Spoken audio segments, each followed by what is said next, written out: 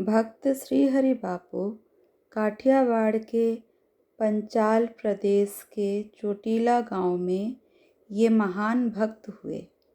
गांव के बाहर एकांत पहाड़ी के ऊपर एक मामूली झोपड़ी में आप हमेशा भगवान के भजन में मस्त रहते थे। श्री हरि यह आपका जप मंत्र था।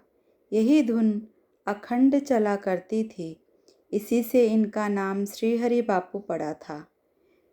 इनको अपने वाच काच के ऊपर विलक्षण विजय प्राप्त थी। स्त्री क्या है और उसका क्या भाव है, इस विषय में उनको पता तक नहीं था।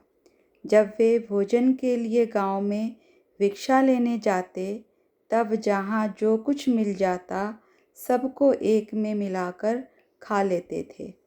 आप रामायण के बड़े प्रेमी थे। रात के 10-12 बजे या जब कभी प्रेम जगता, उसी समय पहाड़ी से उतरकर आप वीरजी बाबू के यहाँ आते और वहीं रहते। संत धारसी भगत को जगाते। धारसी, क्यों सो गया? जाग प्यारे जाग, हमको रामायण सुनने की इच्छा हुई है, थोड़ी सी सुना दे।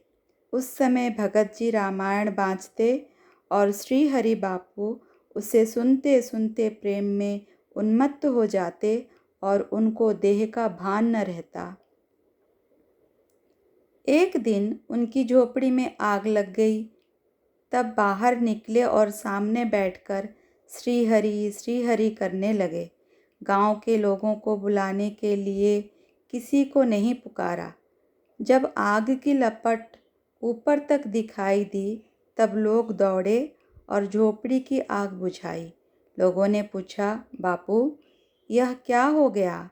आपने हमको पुकारा क्यों नहीं? संत बोले, भगवान जाने क्या हुआ। भगवान की मर्जी हुई और आग लग गई।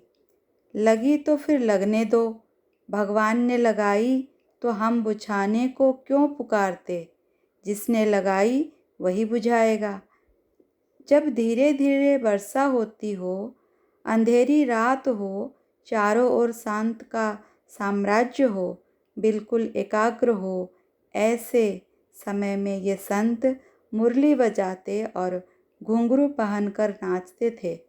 बस वह मुरली की मधुर सुरीली ध्वनि रात के ठंडे पहर में सारे गांव में गूंज उठती और सोए आदमी जाग जाते। कहा जाता है कि उस समय भगवान इन्हें साक्षात दर्शन देते और ये गोपी भाव से भगवान के सामने नाचते। लगभग 70 वर्ष की उम्र में उनका शरीर भगवत स्मरण करते हुए भगवत स्वरूप में लीन हो गया।